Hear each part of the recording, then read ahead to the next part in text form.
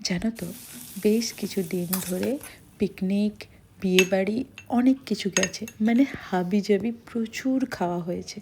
তাই ভাবলাম কয়েকদিন খাওয়াটা একদম সিম্পল করে দিই, কিন্তু কালারফুল হোক। তাই জন্য আজকে মনে হলো এই ধরনের কিছু যদি করি কেমন লাগবে। প্রথমেই কম তেলে ডিমটা একটু হালকা ভেজে নিয়েছি, তারপর নিজের পছন্দের কিছু সবজি কেটেছি। এই সবজিগুলো দিয়েই কিন্তু এটা খেতে বেশি ভালো লাগে। গাজর, বিট, ক্যাপসিকাম, মোটা মোটা করে কাটা পেঁয়াজ, বিনস, আর তার সাথে অনেকটা মটরশুঁটি সব একসাথে কড়াইতে দিয়ে নুন দিয়ে হালকা ভেজে নেব। আর ঝাল খেতে চাইলে অবশ্যই কাঁচা লঙ্কা দিয়ে।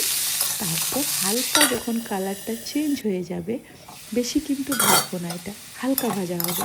হালকা কালারটা যখন চেঞ্জ হয়ে যাবে এবং শুকনো শুকনো ড্রাই হয়ে যাবে, তখন এর সাথে একটু আমি অ্যাড করে দেবো সোয়া সস।